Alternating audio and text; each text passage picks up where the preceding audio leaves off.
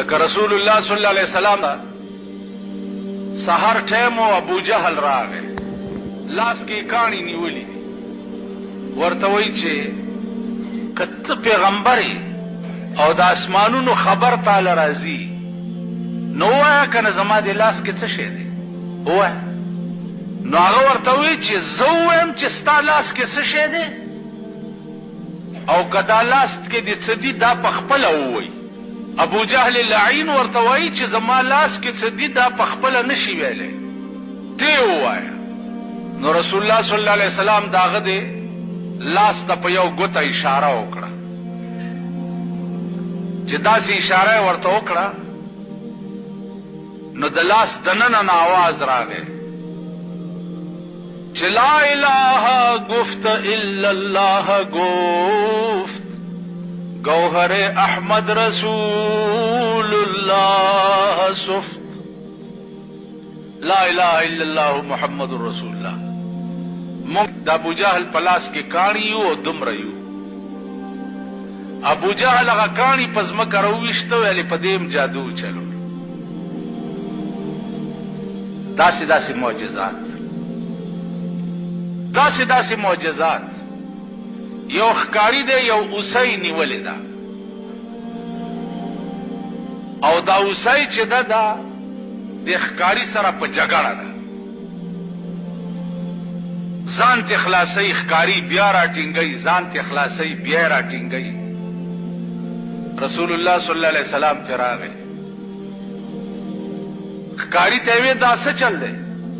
وی دا اوسۍ مې نیولې ده او بالکل ځان وجني او ځان را نه خلاصوي. اوسۍ نه تپوس وکړو چې ولې دومره وکش بکش کوي؟ اوسۍ ورته ووایي چې د دې غره شاته مې یو دوه بچي دي، ځان چې دې له خلاصومه چې دومره مې پرېږده چې هغې له تی ورکم نو بیا راځم درته. نو حضور علیه السلام ورته وفرمایله ښکاري ته چې دا اوسۍ داسې وایي چې بچو له تی ورکومه نو بیا راځم. ورته یا رسول الله دا به بیا څنګه راشي؟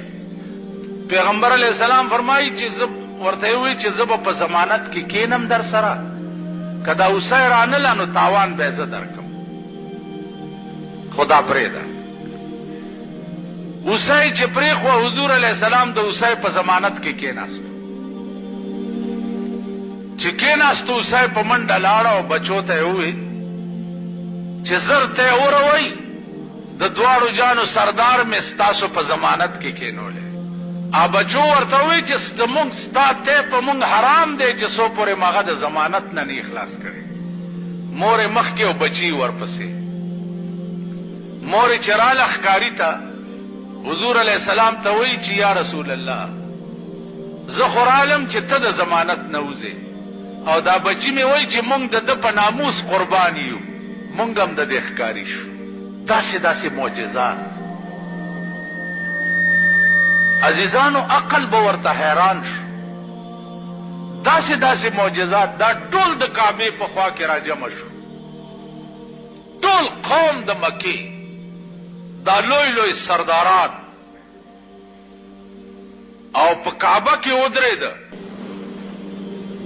او د 14مې سپوږمۍ وه او رسول الله صلی الله علیه وسلم ته یې وویل چې وایه که نه ته چې پیغمبرې او ته وایه چې ما ته وحی راځي نو دا سپوږمۍ 2 ټوکړې کا. حضور علیه السلام ورته وفرمایل چې بیا به مو نه منئ؟ ویل نه دا منو. په یو ګوته اسمان ته اشاره وکړه، په یو ګوته، او په اسمان کې سپوږمۍ 2 ټوکړې شوه. د ټول قوم ورته کته، دا ټول صنادید د قریشو چې دي دا ولاړو دی ورته کته. علما لیکي چې یوازې په اسمان کې 2 ټوکړې نه شوه بلکې هغه دواړه ټوکړې رالې. یو ټوکړه د حضور علیه السلام په یو لستوڼي کې ننوته او یو ټوکړه په بل لستوڼي کې او په دې ګریوان کې یو ځای شوه او بیا اسمان ته لاړه. دا منظر چې دی د ټولو صنادیدو د قریشو ولیدو، وی کتل. جواب یې څه و؟ جواب یې دا و چې هوی د ده جادو خو تر اسمانه پورې مرسي. دا جواب.